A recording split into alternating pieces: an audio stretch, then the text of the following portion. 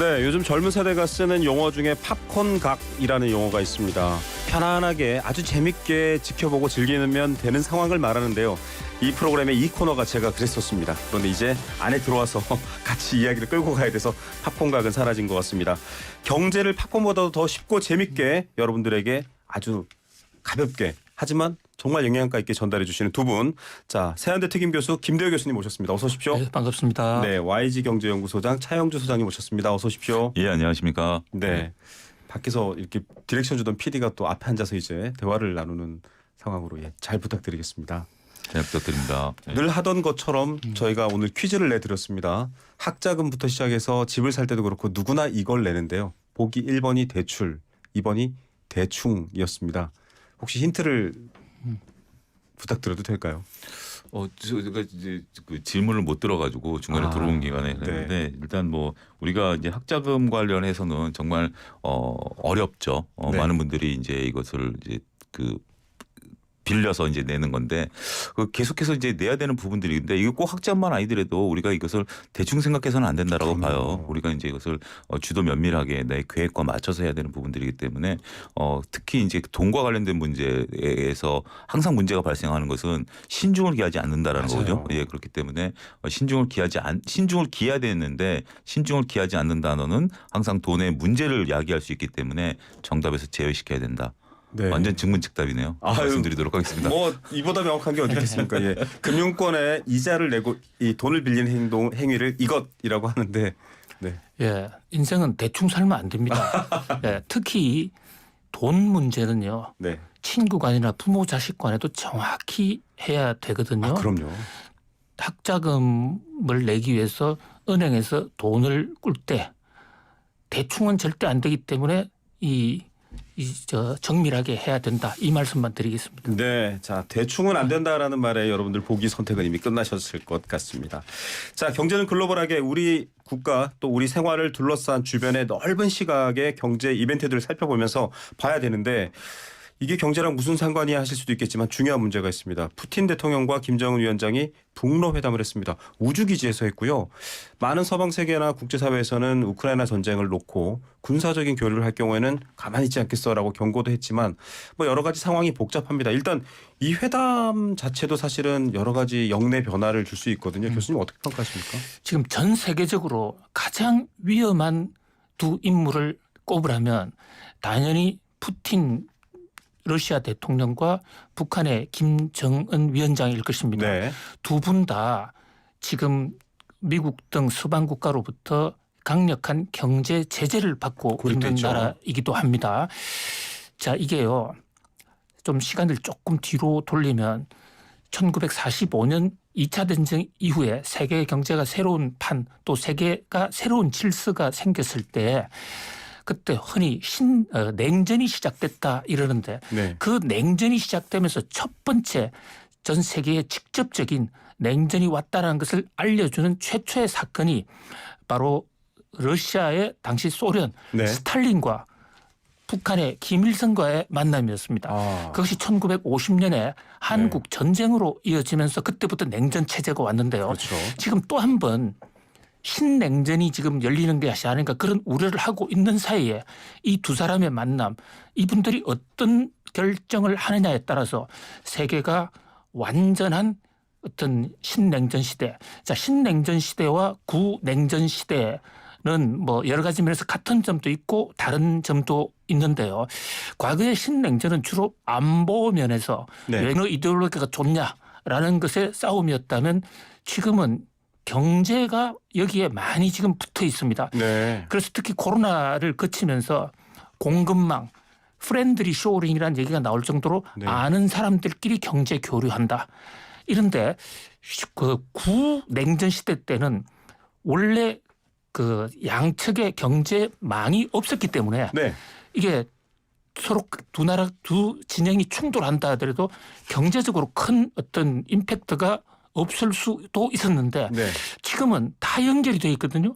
그러면 신냉전 시대에서의 충돌은 굉장히 그 세계 역사를 바꿀 수 있는 또 하나의 변수가 될 수도 있다. 그런 면에서 이 러시아와 이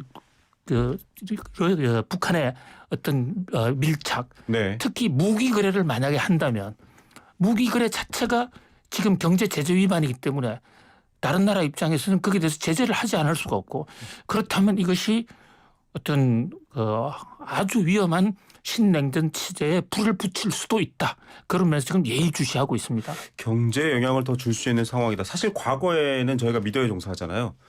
LG가 삼성이 TV를 만들면 동구권 국가엔 팔 수가 없었습니다. 주사 방식이 달라서요. 그러니까 서로 경제가 완전 다르고 체제도 달랐는데 이제는 그렇지 않으니까 문제가 생기면 수출도 막힐 수 있고 복잡한 문제가 있는데 이게 경제 쪽으로 더 불똥이 튈까요? 소장님 또 어떻게 판단하십니까? 저는 경제적인 측면보다는 좀 다른 쪽으로 좀 봐야 되지 않을까 싶습니다. 네. 이미 뭐 러시아라든지 북한에 대해서는 글로벌 제재가 좀 들어가고 있는 상황이고 특히 이제 우리나라는 러시아의 무역 구조에 있어서는 일부는 막혔고 일부는 여전히 유지가 되고 있는 상황이기 때문에 이것이 새로운 트리거가 된다라고 보기는 어려울 것 같아요. 네. 지금 이제 북한과 러시아가 만나는 거에서 이제 많은 글로벌 관심권은 과연 북한이 이번에 우크라이나 전쟁을 좀 지원할 것인가에 대한 문제들 그렇죠. 여러 가지가 있었습니다만 아직까지 그거에 대해서는 밝혀진 바는 없는 그런 상황이고요. 근데 제가 이제 관심을 갖는 것은 우주 기지에서 만났다라는 겁니다. 네. 지금 이제 북한은 우주 발사체에 대해서 우리가 소위 말해서 ICBM이라고 이제 직접 네. 거론을 하죠. 이 부분에 대해서 이제 북한은 계속해서 자신들은 그게 미사일이 아니고 우주 개발이다, 우주 발사체다라고 지금 얘기를 하고 있는 상태이고 이거에 대해서 서방 국가들은 굉장히 극도로 경계감을 펼치고 있는 거 아니겠습니까? 이번에 공식적으로 러시아가 북한의 우주 개발을 돕겠다라는 지금 얘기가 그렇습니다. 언론에 나오고 있는 상황이죠.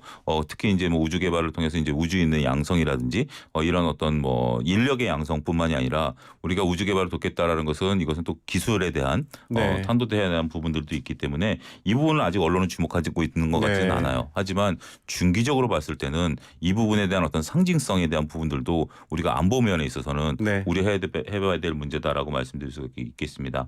어찌됐든 지금 교수님 말씀하신 것처럼 푸틴 대통령이나 김정은 위원장이나 글로벌 제재를 받고 있고 입지가 지금 급속도로 줄어들고 있는 상태에서 그들이 전략 전술에 대한 부분들의 의견 일치를 했다라는 측면에 있어서는 서방 국가들이 조금 더 긴장감이 고조되는 그런 부분들이다라는 것이고 구체적으로 어떤 얘기가 나왔는지는 이제 좀 흘러나오겠죠. 그렇죠. 지금 이제 좀 나와야 되죠. 만찬하고 있다라는 정도의 뉴스 정도까지만 나온 상태이기 때문에 조금 더 우리가 다양한 각도로 그들이 과연 전쟁에 대한 직접적인 지금 그 부분뿐만이 아니라 향후에 벌어질 문제까지 살펴봐야 되는 것들이 아니겠나 말씀드릴 수 있겠습니다. 예, 이미 제재가 많이 있었기 때문에 제재로 고립된 두 뭐랄까요 문제 국가 정상들의 만남인 것인가 아니면 이게 판을 뒤바꿔서 스탈린 김일성 만남 이후에 이루어졌던 장기간의 냉전의 신호탄으로 봐야 될 것인가 어떻게 판단할지 봐야 되는데 사실 중국이 여기서 어떤 제스처를 취하느냐가 굉장히 관건이다라는 분석들을 많이 하고 계시는데 중국도 만만치 않습니다. 지금 미국이 G20에서 IMEC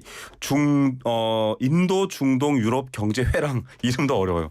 이런 걸 만들어서 뭔가 연결망과 일종의 중국이 하고 있는 그 해상 육상 실크로드인 1대1로에 대응하는 성격을 만들고 있습니다.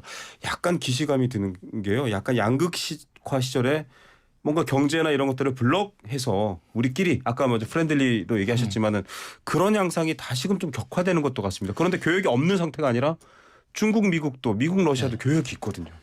그렇습니다. 그러니까 1940년대 후반의 냉전 체제와 지금의 예상되는 신냉전 체제의 가장 중요하게 다른 차이점은요. 바로 지금 앵커님 말씀하신 대로 교류인데요. 교류가 단순한 교류가 아닙니다. 지금 미국에서 생산되는 많은 제품 그 안에 중국 부품 안 들어가는 제품이 그렇죠. 없습니다. 우리나라도 마찬가지입니다. 팔로만 문제가 아니라 지금 현재 세계가 혼자 자립할 수 있는 나라가 아무도 없어요. 네. 그런데 1940년대는 애초부터 거래 자체가 없었어요. 네. 물건 좀 안 팔면 그만이었습니다. 그런데 이제는 다 같이 쇼크를 받을 수 있다. 그런 면에서 과거의 냉전과는 판이 다르다. 자, 그다음에 또 하나는요. 과거에는 냉전이 소련을 중심으로 저쪽은 똘똘 뭉쳐고 또 한쪽은 미국 중심으로 뭉쳤는데 지금은 좀 다극화된 측면이 있습니다. 러시아가 있고 중국이 또 있어요. 네.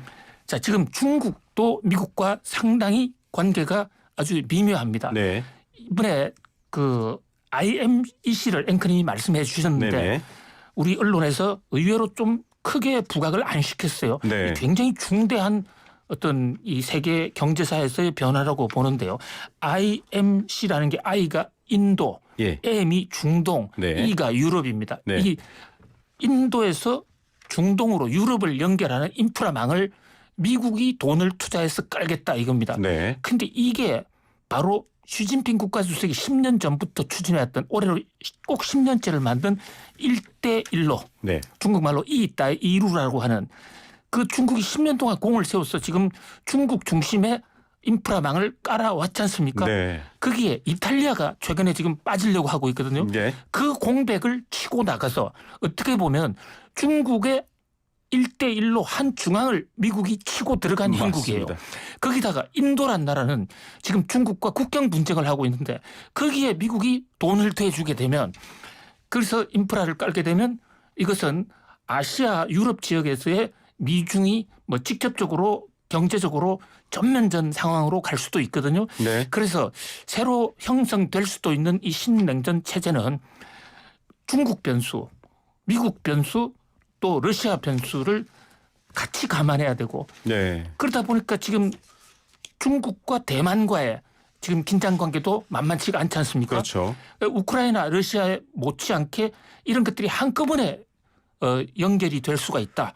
그러면서 우리 외교적으로나 또 통상 전략 기업들은 어디서 어떤 물건을 조달할 것이냐 생산망을 어떻게 둘 것이냐 공급망을 어떻게 할 것이냐에 대해서 상당히 비상한 관심을 A 플랜, B 플랜, 뭐 C 플랜까지 세워야 된다. 저는 이렇게 봅니다. 옛날에는 뭐 문제가 생겼어. 그럼 미군이 개입하면 해결되고 뭐 소련이 개입하면 해결되고 근데 지금은 굉장히 다각화돼 있습니다. 양안 문제 방금 말씀드린 인도 문제도 그렇고 사실 한반도도 그렇고요. 우리나라 기업들은 사실 수출해서 먹고 살아다고 중간 교역을 하는 나라인데 굉장히 좀 치밀하게 준비를 해야 되지 않을까. 특히 아직까지 중국의 반도체도 그렇고 여러 가지 경제적으로 얽혀 있는 게 많잖아요. 그렇습니다. 우리가 이제 그동안에 중국에 기대서 성장했었던 면들이 좀 굉장히 그렇죠. 강하죠. 그리고 우리의 이제 원화 가치도 외국인들이 볼 때는 위안화에 따라서 움직이는 면들이 강하거든요. 그럴 정도로 그러니까 인식 자체가 그냥 이제 네네. 디테일하게 보면 우리랑 중국 경제가 다르지만 서방에서 볼 때는 우리가 이제 하나의 중국의 어떤 경제권에 있다. 네네. 이런 식들이 아직까지는 있어요. 그럴 정도로 우리가 이제 중국과 이제 그 교역도가 이제 굉장히 높았고 우리가 2010년대만 하더라도 소위 이제 주식시장에 보면 이제 차화정이라고 그래서 대중국 관련주들이 이제 주식시장을 이끌었었던 네. 하나의 강력한 트리거가 됐다라고 말씀드릴 수 있겠죠. 하지만 지금 이제 현 정부 기조는 탈중국을 계속해서 이제 정부가 외치고 있는 상태고 그게 이제 공교롭게도 작년 5월부터 이제 중국과 이제 교역은 적자로 돌아선 상태죠. 그런 현상이고 더군다나 이제 중국도 자체적으로 이제 뭐 경제 개발이라든지 수출이라든지 이런 걸 하려고 하는 부분들이기 때문에 중국에 관련된 부분들은 이제 우리가 더 이상 크게 기대하기는 어려울 것 같아요. 하지만 우리가 이제 이러한 것들과 더불어 반대로 보면 지금 우리나라 기업들이 많이 이제 진출하는 것이 동남아 쪽이거든요. 네. 특히 뭐 얼마 전에 다뤘던 인도네시아도 그렇고 인도도 그렇고 우리가 지금 자동차 수출에 있어서 가장 큰 폭으로 성장하고 있는 게 인도 시장입니다. 네. 물론 이제 인도 시장에 대한 규모가 아직은 작고 점유율 자체도 작지만 인도 시장에서 그 상승률은 폭발적이고요. 휴대폰도 마찬가지죠. 휴대폰도 지금 인도 시장에서 폭발적으로 늘어가고 젊은 있기 때문에 국가이기도 하고요. 예, 그래서 그렇고 연령이. 이제 뭐 베트남이라든지 이런 쪽들로 계속해서 이제 우리가 진출을 하고 있기 때문에 기업들이 가장 빠르게 기민하게 대응하고 있는 것 같아요. 네. 우리가 어떤 정부가 전략적으로 세우는 부분들은 이건 정권에 따라서 달라질 수 있는 부분들이지만 기업 입장에서도 보면 화장품만 하더라도 벌써 우리가 이제 탈중국을 외치기 시작한 지 네. 불과 6개월 만에 미국이라든지 동남아 시장에서 괄목할 만한 성과들을 보이고 있거든요. 그렇기 때문에 확실히 이 기업들은 그런 것들에 대한 어떤 반응이라든지 대응이 빨리 이루어지고 있고 그렇지만 문제는 아직까지 중국 비중이 높기 때문에 중국 비중이 낮아지고 있는 상태에서 새로운 분야에서 발을 넓히는 그 시간에 대한 갭이 있기 때문에 네. 그러한 것들은 다소 혼란으로 보일 수도 있겠다. 이렇게 말씀드릴 수 있겠습니다. 어떻게 보면 뭐 다변화라는 말로도 좀 요약해서 대책을 이해하면 될 것 같다는 생각도 드는데요. 그럼에도 불구하고 아직 세계 경제의 많은 여파는 미국발입니다. 미국의 상황이 중요한데 미국 소비자 물가지수 CPI가 발표가 됐습니다. 굉장히 관심이 높았습니다. 왜냐하면 유가도 있었고 여러 요소들 때문인데 나온 결과에는 결국 뭐 긴축 종료하기로 한 걸 바꾸지는 못할 것 같다 이런 평가도 있는데 어떻게 보십니까 교수님? 예, 지금 나타난 결과만 놓고 보면요. CPI라는 소비자 물가 지수 전체 헤드라인 물가 지수에서 종합 물가는 오히려 상승률이 더 올랐습니다. 네. 그런데 근원 CPI라는 네. 에너지와 식품을 뺀 쪽은 좀 떨어졌거든요. 네. 같은 소비자 물가 지수인데 좀 엇갈리게 나왔어요. 예. 그러다 보니까 이 어떤 정책 방향에 완전히 새로운 이를테면 긴축이나 금리 인상을 강력하게 해야 된다는 그런 동인도 없고 또 그렇다고 금리를 인하해야 된다는 것도 아니고 아주 애매모호한 상황으로 지금 나왔거든요. 네.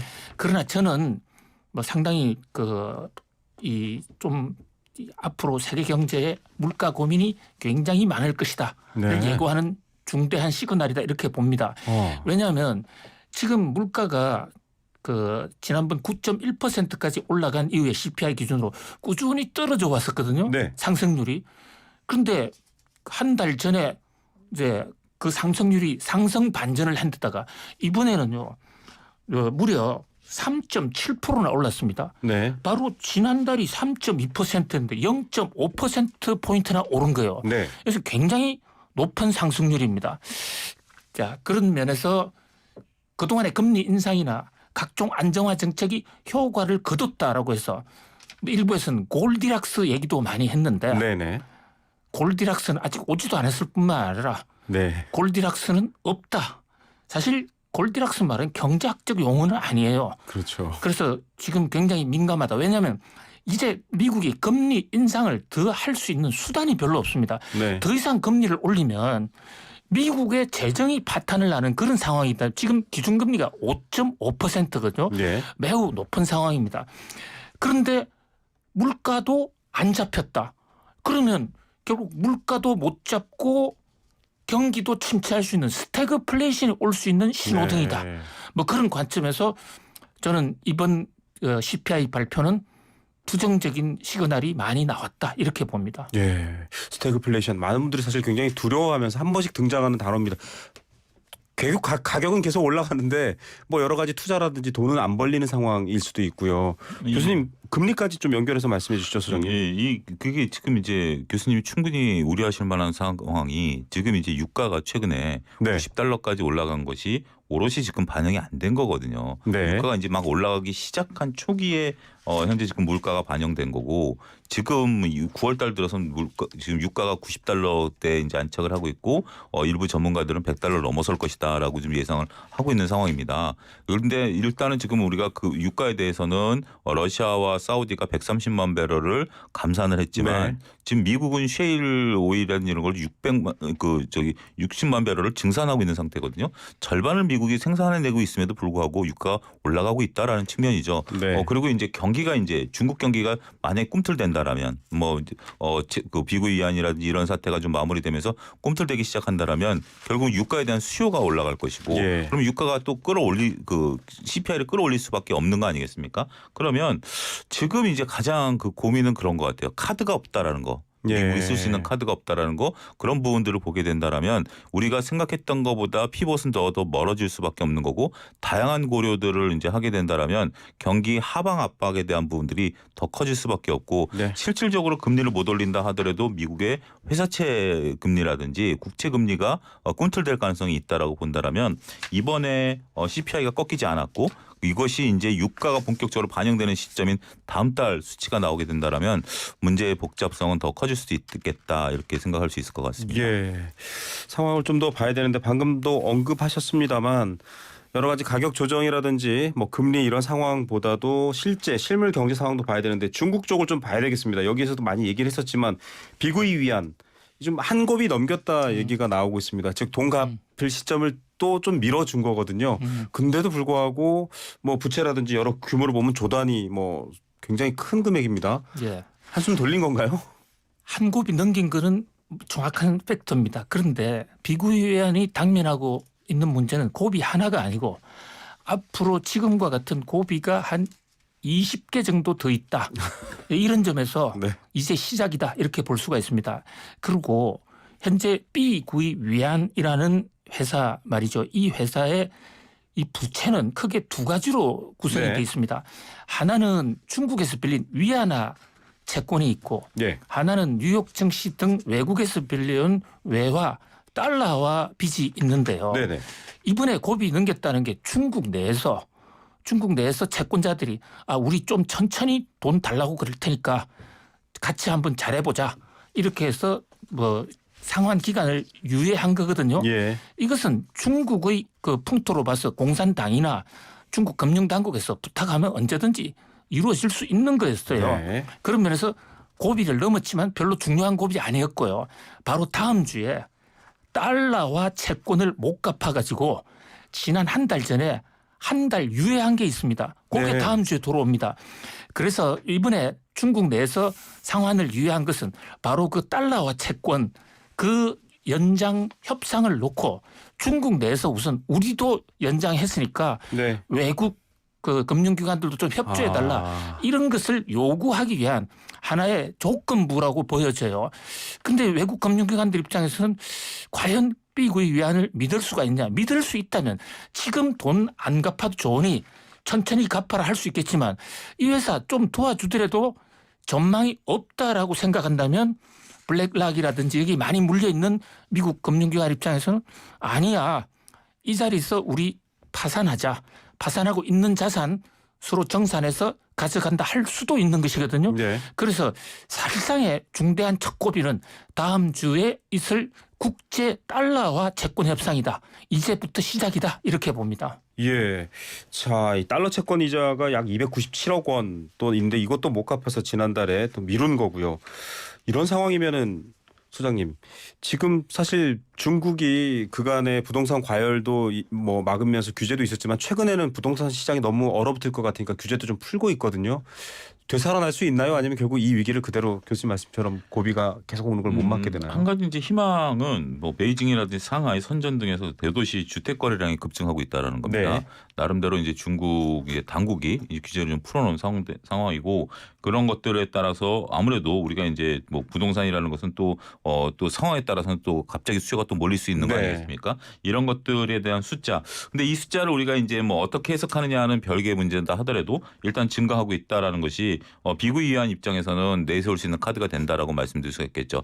일단은 시간을 벌 수 있는 하나의 요소가 된다라고 볼 수 있는 거고 기존에 있었던 뭐 7종에 대한 연장을 더불어서 하게 된다라면 글쎄요 뭐 시간을 버는 게 좋은 건지 아닌지는 뭐 그 채권단이 판단해야 될 것 같습니다. 하지만 이제 6월 말 기준으로 봤을 때 12개월 내에 갚아야 될 돈이 약 1,080억 위안 정도이고요. 네. 그렇지만 현금성 자산은 이걸 못 미치고 있다라고 본다라면 이번 고비를 어떻게 넘기느냐에 따라서 비구이 위안 입장에서는 중대 기로에 서 있다. 이렇게 설명드릴 수가 있을 것 같습니다. 네. 1년 안에 갚아야 될 돈이 20조 원인데요. 지금 이렇게 찾아오는 위기들을 빚잔치를 못하게 되면 뭐 중국이 지금 여러 가지 추진하고 있는 여러 가지 경제를 다시 활성화하기 위한 조치들조차도 가로막힐 수 있기 때문에 봐야 되고 우리에게도 여파가 있을 수 있습니다. 그런 부분까지 봐야 한다라는 분석이셨습니다.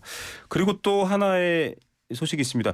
일본은 굉장히 물론 유럽 중앙은행도 마찬가지였었고 마이너스 금리를 했습니다. 아무리 저축을 해도 이자도 안 주고 수익도 없으니까 돈은 시장에 풀어서 좀 활성화해라는 이제 기조였었는데 이제 마이너스 금리 해제한다라는 얘기를 하니까 또 막 기사들이 쏟아지더라고요. 마이너스 금리가 뭔지도 모르시는 분들도 많을 것 같고요. 예, 사실 중국 변수는 그 위기가 좀 우리나라 사회에 좀 과장된 측면이 있습니다. 네. B구이 위안이 서로 도산을 한다고 하더라도 뭐 우리 경제에 결정타가 될 정도로 우리하고 상관관계가 그렇게 없고요. 네네. 또 중국의 금융 시스템 자체가 미국처럼 이 파생 상품에 또 2차 파생까지 굉장히 복잡하게 나아가지 않기 때문에 뭐 구조조정 파산도 비교적 단순하게 사태를 마련할 수 있을 네. 것으로 봐요. 저는 중국보다는 지금 말씀하신 일본 변수, 그러니까 전 세계에서 지금 유일하게 마이너스 금리를 네. 지금 이 순간도 하고 있는 나라가 일본입니다. 네. 마이너스 금리라는 게 은행에 예금을 하면 이자를 받는 게 아니라 돈을 더 내야 됩니다. 근데 일반 국민들하고는 관계없고요. 소비자들하고. 그렇죠. 일본의 중앙은행이 일본은행과 일본 시중은행들인데요. 일반 시중은행들이 일본은행에 돈을 맡기면 비용을 내야 됩니다. 그 네. 얘기는 돈을 맡기지 말고 풀어서 대출해줘라 그렇죠. 이런 얘기였거든요. 그렇게 돼서 돈이 많이 나오다 보니까 일본의 수출은 늘어나고 경기가 좀 회복되는 경향은 있지만은 네. 일본 내부적으로도 지금 일본 마이너스 금리를 유지하기 위한 일본 중앙은행이 돈을 엄청나게 풀었거든요. 네. 그래서 더 이상 일본이 견디기가 좀 어려운 상황입니다. 네. 그래서 이거 마이너스 금리 이제 그만두고 일본도 비정상의 정상화를 하자. 플러스 금리로 가자 이러거든요. 네, 알겠습니다. 예, 그런데 그것이 이제 자칫 잘못하면 그 과정에서 엔캐리 자금을 흡수해서 어떤 충격이 올 수 있다. 그 점을 우리가 예의주시해야 됩니다. 네, 요 관련된 소식들은 소장님 얘기도 궁금한데요. 지금 시간이 다 돼서 저희가 다음번에 한번 다시 다뤄야 될 것 같습니다. 금리는 중요한 문제니까요. 오늘 두 분 말씀 여기까지 듣겠습니다. 감사합니다.